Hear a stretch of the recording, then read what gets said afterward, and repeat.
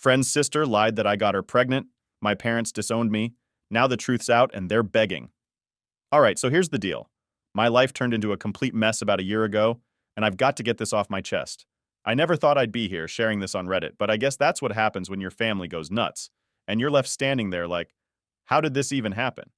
Anyway, let me start from the beginning because, trust me, this is one of those situations where you're just like, seriously, what the hell? So, my buddy Dave has a sister, Jenny.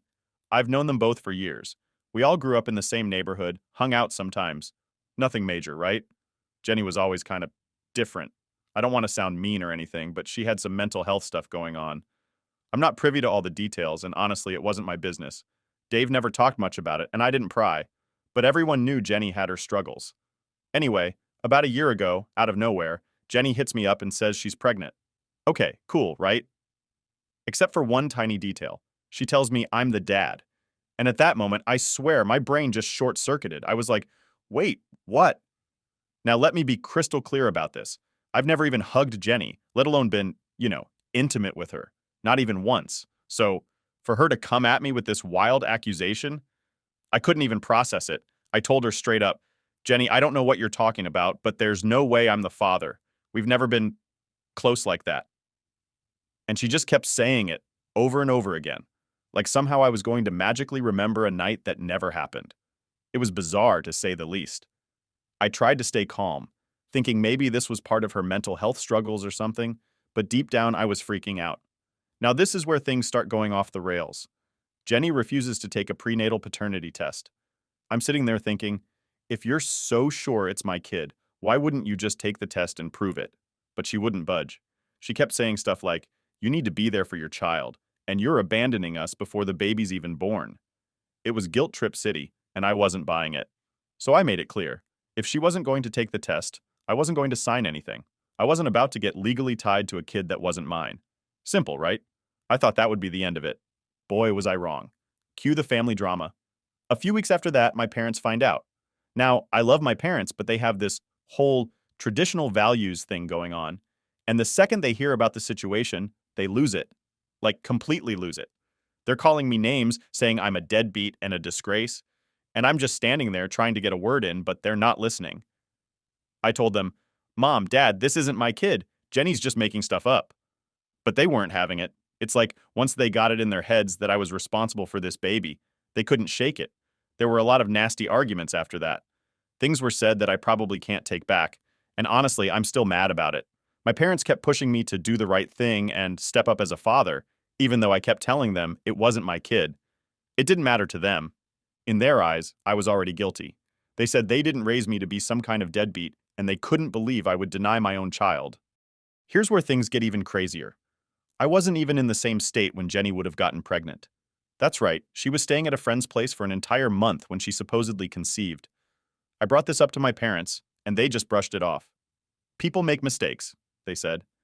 Yeah, well, this wasn't just a mistake. This was a full-blown accusation that could wreck my life. Fast forward to about 6 months into Jenny's pregnancy. By this point, the whole family has turned against me. Every family dinner, every phone call, every text, it's all about how I need to man up and take responsibility for this baby. I was losing my mind. It was like I was in some nightmare, and no matter what I said or did, nobody believed me. My friends were mostly on my side, thankfully, but even a couple of them started questioning things like, are you sure, man? Maybe you don't remember something? Finally, my parents dropped the ultimate bomb on me. If I don't step up and act like a father, they're cutting me out of their lives, disowning me, kicking me to the curb. At first, I thought they were bluffing, but nope, they were dead serious. They told me flat out that if I didn't go along with this, I was no longer welcome in the family. And sure enough, when I didn't cave, they disowned me. Let me tell you, that hurt. I was pissed off, confused, and just plain hurt. These were the people who raised me, who were supposed to have my back, and they chose to believe someone else over me. My own family threw me out like I didn't matter. It was brutal. Things got even weirder after the baby was born. My mom was there at the hospital playing the role of proud grandma. I didn't even know until later. Jenny still wouldn't take the paternity test, so I had to go through some legal stuff to get it done. When the results came in, guess what? Not my kid. 0% chance I was the father. And as soon as I got that paper in my hand, I felt this wave of relief and anger all at once. I sent the results to my parents thinking, Finally, they'll see the truth. They'll realize they were wrong and everything will go back to normal. Nope. Instead, they started blowing up my phone with apologies, offers of money, and begging me to forgive them. My dad even sent me a few $100 in the mail like that was going to fix things. But here's the thing, I kept the money. Yeah, I took it. I felt like they owed me for all the crap they put me through. But forgive them? No way. I made it clear that if they were willing to disown me over something like this, I wasn't going to risk opening myself up to that kind of betrayal again. Most of my friends were on my side, but a few, along with my therapist, started saying things like, maybe you should give them another chance. They're your parents after all. And I get it. I really do. But how do you just forgive someone who was ready to throw you away so easily? How do you trust someone who believed a lie over their own child? That's where I'm at now. Stuck between knowing I did nothing wrong and wondering if I should even bother trying to fix things with my family. But every time I think about it, I remember how quickly they turned on me, and I can't shake the feeling that they failed me when I needed them the most. All right, so after everything that went down with my parents and Jenny's baby drama, you'd think things would calm down, right? Nope. Life had other plans for me. If anything, the whole mess just kept spiraling. You'd think proving I wasn't the dad would have been the end of it, but man, I wish it was that simple. Turns out, when people don't want to admit they messed up, they'll do anything to avoid taking responsibility. So, after the paternity test results came in and confirmed I wasn't the father, I thought, all right, now my parents will realize they were wrong and maybe things can get back to normal. But instead of the relief I was expecting, things got way more complicated. First off, Jenny completely lost it. She started spreading rumors around town that I had faked the test or somehow tampered with it. Yeah, you read that right. In her mind, I had somehow convinced a whole lab to rig the results in my favor. Like, how would I even do that? I'm just a regular guy. I'm not some mastermind who knows how to manipulate DNA tests. But Jenny wasn't hearing any of it. She was dead set on making me the bad guy in her story. She went around telling people that I was abandoning her and the baby, that I'd tricked everyone into thinking I wasn't the dad. It didn't make sense, but it didn't matter. People started to believe her. Small-town rumors spread fast, and soon I had folks giving me dirty looks at the grocery store like I was some kind of scumbag. I even had people straight up confront me, asking why I wasn't stepping up to take care of my kid. It was infuriating. I had the test results to prove I wasn't the father, but no one seemed to care. Jenny was out there playing the victim, and I was getting blamed for something I had no part in. I'd never felt so helpless in my life. It's one thing when your family turns on you, but when the whole town starts thinking you're the bad guy, that hits different. And my parents? Well, they were still trying to play nice, but it was clear they didn't know how to handle the situation either. My mom kept calling, leaving these long emotional voicemails about how she just wanted her family back together. She didn't even address what had happened. She just wanted to sweep everything under the rug like nothing had ever gone down. She even suggested I come over for dinner, like that was going to magically fix all the damage they'd done. It wasn't just awkward, it was insulting. After everything they put me through, they thought a few family dinners and some fake smiles would make it all okay. No apology, no acknowledgement of how badly they messed up. Just, let's move on. It was like they didn't even realize how much trust they had shattered. And that's the thing. Once trust is broken like that, it's not something you can just patch up with a meal and a hug.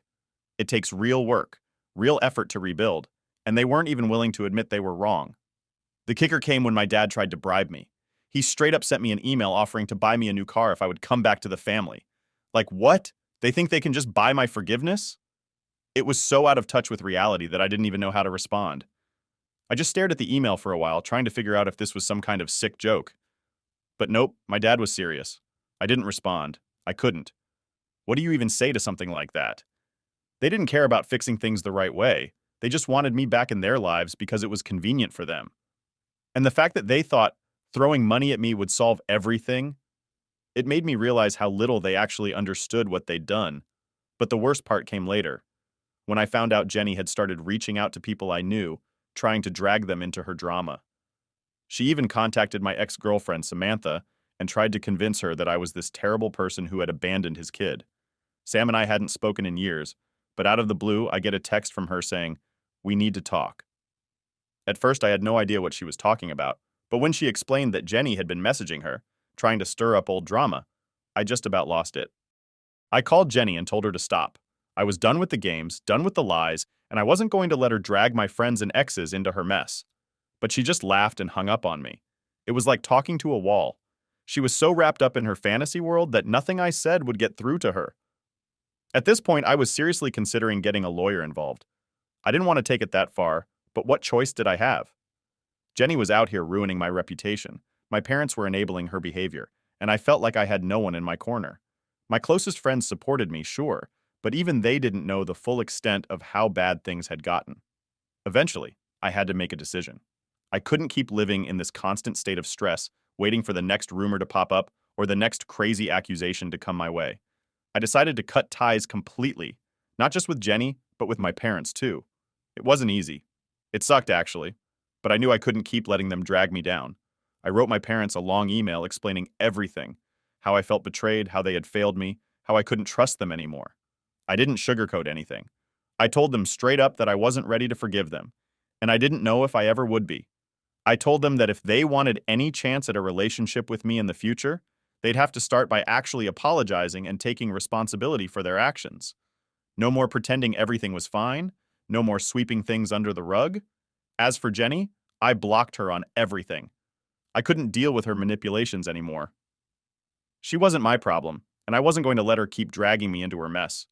I even had to tell Dave, her brother, that I couldn't be around his family for a while. That was tough because Dave's always been a good friend, but I had to put my own well-being first. It's been a few months since I cut them off, and honestly, it's been a relief. Sure, there are days when I feel guilty or second-guess myself, but overall, I know I made the right call. Sometimes you have to walk away, even when it's hard. And yeah, it's messy and complicated, but at least now I'm not constantly looking over my shoulder, waiting for the next disaster to hit. I can finally breathe again. But man, if you told me a year ago that this is where I'd end up, I never would have believed you. Life's funny like that, I guess. Update 1. Alright, so here's where things get even weirder. I thought cutting ties with Jenny and my parents would be the end of the chaos. Like I figured once I removed them from my life, everything would calm down and I could move on. But of course, things don't work out that easily. Cutting them off? That was just the beginning of a whole new mess. A couple of weeks after I sent that email to my parents and blocked Jenny, I get this unexpected message from an old high school friend, Mike. We hadn't talked in years, but out of nowhere, he's asking if I'm doing okay. At first I'm thinking, okay, that's random, but then he tells me that my parents reached out to him. Now Mike and I weren't even that close back in the day, so for my parents to contact him, that was a huge red flag. Apparently they'd been going around trying to get people to talk to me on their behalf. I'm talking old friends, distant relatives, even people I barely know. They were telling everyone that I was in a bad place and that they were worried about me.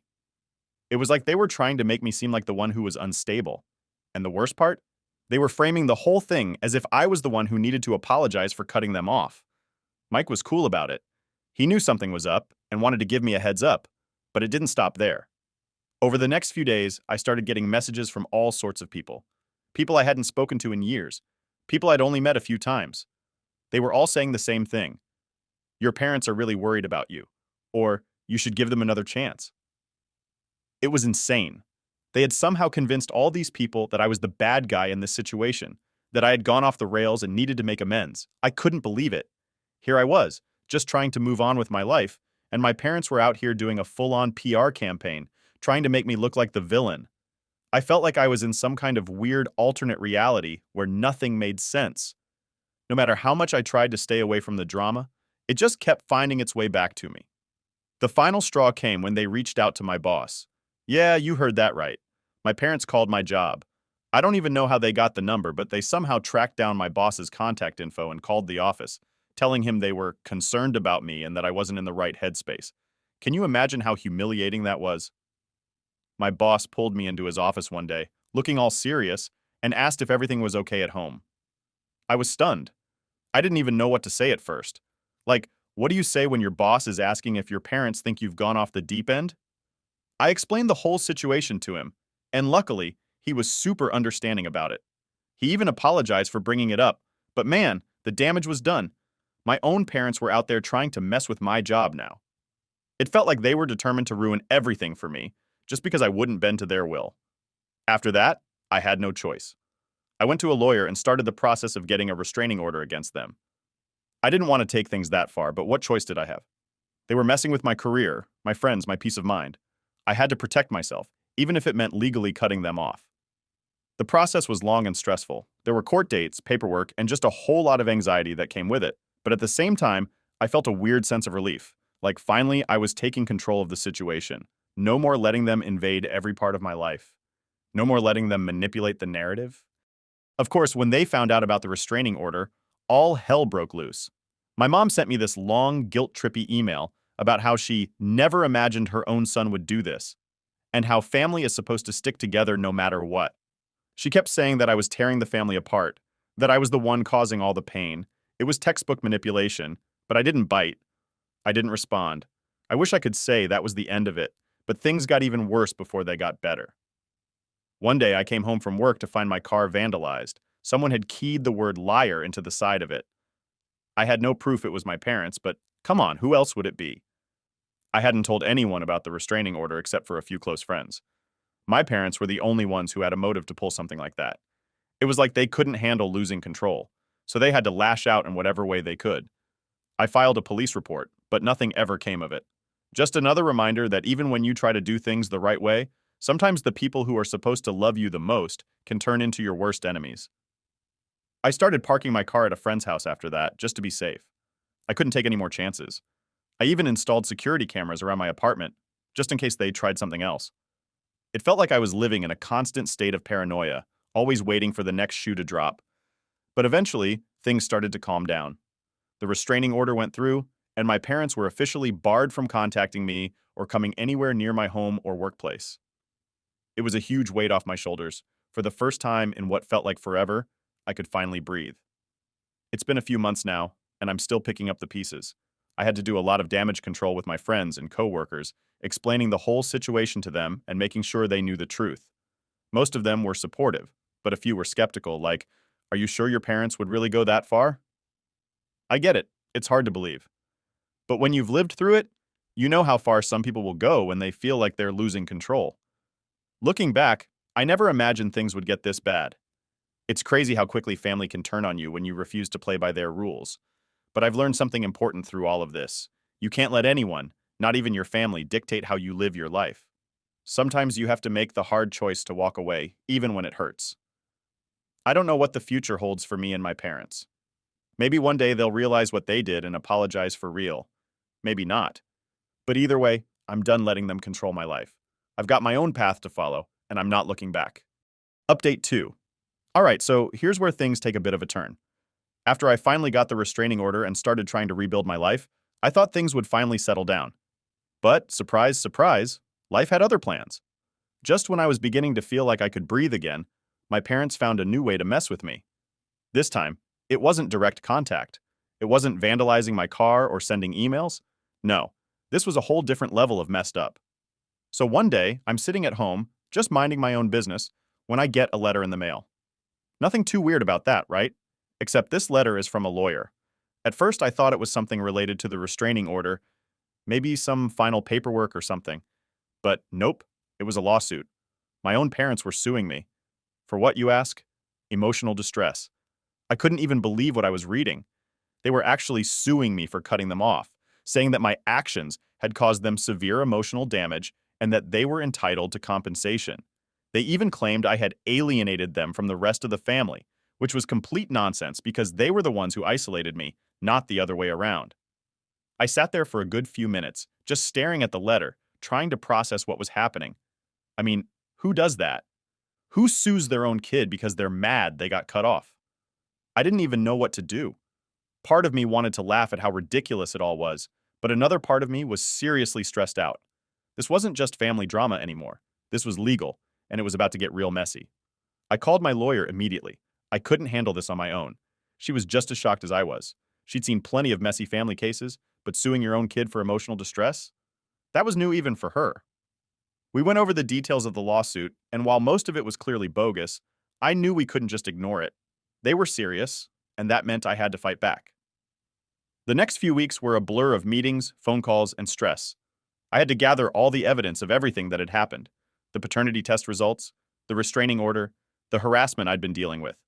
My lawyer was confident we could win, but it still felt surreal that it had come to this. My own parents were trying to drag me through the mud in court, all because I refused to let them control me anymore. But here's the thing. They didn't stop at just the lawsuit. Oh no. They had to take it a step further. They started reaching out to other family members, trying to turn them against me. I started getting messages from aunts, uncles, cousins, all people I hadn't heard from in years. They were all saying the same thing. Why can't you just make peace with your parents? Or, family is everything. You're being selfish. It was like they'd been brainwashed into thinking I was the villain in all of this. I was furious. Not just at my parents, but at the whole situation. It felt like no matter what I did, no matter how much I tried to protect myself, they always found a way to twist the narrative and make me look like the bad guy. I mean, how do you explain to someone who's only hearing one side of the story that your parents are suing you for emotional distress because you enforced boundaries? It got to the point where I had to cut off even more people. I blocked family members, unfriended people on social media, and just shut down any connection to that side of my life. It wasn't because I didn't care about them, I did. But I couldn't keep explaining myself over and over again to people who had already made up their minds. It was exhausting, and I was done trying to justify my decisions to people who weren't willing to see the bigger picture. Eventually, the court date rolled around. I showed up with my lawyer, prepared for whatever nonsense they were going to throw at me. And let me tell you, it was a circus. My parents had this whole sob story lined up about how they'd always been there for me, how they'd tried to help me through tough times, and how I had cruelly cut them off without reason. They painted themselves as the victims in all of this, which was honestly impressive considering they were the ones who disowned me in the first place. But my lawyer wasn't having it. She tore their arguments apart piece by piece, showing the judge all the evidence of their harassment, the restraining order, the paternity test, everything. It was brutal, and by the end of it, you could see the judge wasn't buying their story. The judge ruled in my favor, obviously. The lawsuit was thrown out, and my parents were ordered to pay my legal fees, which was a small victory in the grand scheme of things. But even though I won, it didn't feel like a victory. It felt like I had just barely escaped a nightmare, and there was still so much fallout to deal with. After the case, my parents tried one last-ditch effort to get back into my life. They sent me this long, emotional letter about how they were sorry for everything, how they just wanted to make things right, and how they couldn't bear to lose me. It was the same old guilt-tripping nonsense they'd been pulling from the start. And honestly, I didn't even respond. I'd already made my decision. I wasn't going back. There's only so much someone can take before they have to walk away for good. And yeah, it hurt. Cutting off your family isn't easy, no matter how bad things get. But sometimes it's necessary for your own sanity. I couldn't keep letting them drag me into their chaos, no matter how much they claimed to love me. Their version of love was toxic, and I wasn't going to let it poison my life anymore. So, that's where I'm at now. The lawsuit's behind me, the restraining order's still in place, and I'm moving forward.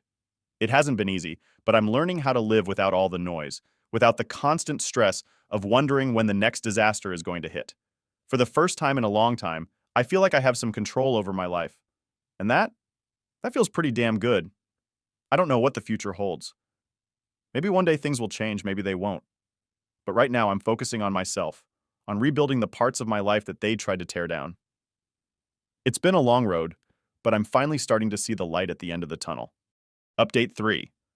Alright, so if you've been keeping up with everything so far, you'd think after the lawsuit mess and the restraining order, that'd be the end of the madness. But nope, my family found a way to surprise me one last time. And this one? Honestly, it left me shaking my head because I didn't think they could sink any lower. But here we are. So, a couple of months after the court ruled in my favor, things had finally started to calm down. I had cut ties with everyone causing me stress, and for the first time in what felt like forever, I could actually focus on rebuilding my life. No random messages from old friends, no letters from lawyers, just peace. Or at least, that's what I thought. One day, I'm out running some errands, just doing normal stuff like grocery shopping, when I bump into my cousin Melissa. Now, Melissa and I hadn't talked much during all this drama. We were never super close growing up, but we'd always gotten along. So when I saw her, I figured, why not say hi? We ended up chatting for a bit, and at first it was pretty normal. You know, catching up on life, work, the usual stuff. But then, out of nowhere, she hits me with, "Hey, did you hear what your parents are planning?" I froze. "Planning?" I asked, suddenly feeling that familiar pit in my stomach. Melissa looked a little uncomfortable, like she wasn't sure if she should even be telling me. But she sighed and went on, "Yeah, they're throwing a big family reunion next month. Apparently, they've been telling everyone they're hoping it'll be a reconciliation thing between you and them." I couldn't believe it. They were seriously planning some kind of ambush reunion to try and force me back into the family? I asked Melissa for more details, and it turned out they were inviting everyone: distant relatives, family friends, people I hadn't seen in years. And the kicker? They'd been telling everyone that I'd be there, acting like I was in on this whole thing. I was furious. I hadn't agreed to anything, and now they were setting me up to look like the bad guy if I didn't show up. It was another classic move from my parents: manipulate the situation, make me look like the villain, and try to guilt trip me into doing what they wanted. I thanked Melissa for letting me know and told her straight up that I wasn't going. She understood, but even she seemed a little torn, like she was buying into my parents' "we just want to fix things" narrative. I could see it in her face. She wanted me to go, to make things right. But after everything they'd done, there was no way I was walking into that trap. I went home that night and thought long and hard about what to do. I knew I wasn't going to the reunion, but part of me felt like I needed to say something. I couldn't just ignore this.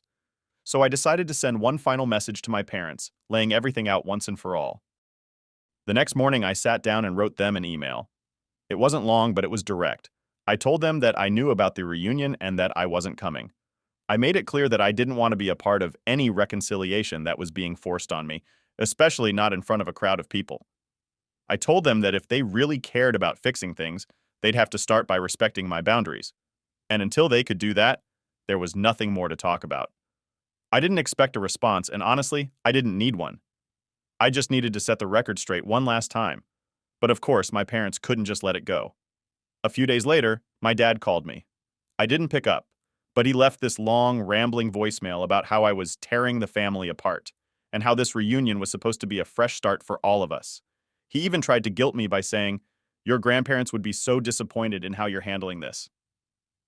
That voicemail hit me hard, not because I believed it, but because it reminded me of all the times my parents had used guilt and manipulation to get their way. They'd pull any card they could to make me feel like I was the problem, even if it meant dragging my grandparents into it. People who had always been supportive of me, by the way. It was like they couldn't accept that maybe, just maybe, they were the ones who needed to take a long, hard look at themselves. I didn't respond to the voicemail. What was the point? I'd said my piece, and I wasn't going to let them pull me back into their drama. But that didn't mean it didn't weigh on me. For days after that, I kept thinking about the reunion, about all the relatives who were going to be there, thinking I was just refusing to make peace. I wondered how many of them actually knew the full story, how many were getting the twisted version my parents were feeding them. The reunion came and went, and I didn't hear a word from my parents afterward. I saw some photos on Facebook, happy faces, family hugs, the whole deal. My parents were smiling, acting like everything was fine, like they hadn't just spent the last year trying to destroy my life.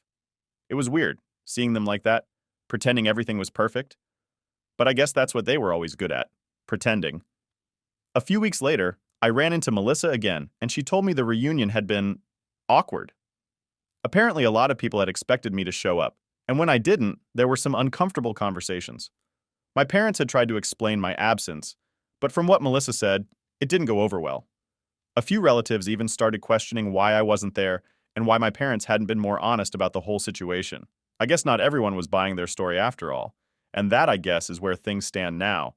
I've managed to distance myself from the drama, but I know it's always lurking there, just beneath the surface. My parents will probably never admit they were wrong, and I've accepted that. I can't change them.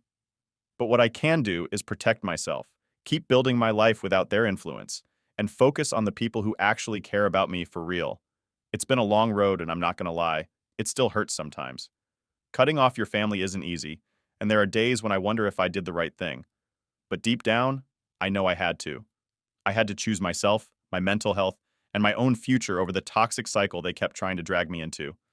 So yeah, that's the end of this wild ride. Maybe one day things will change, maybe they won't. But either way, I'm done letting my family control my life. I've got my own path to walk now, and for the first time in a long time, I'm walking it on my own terms.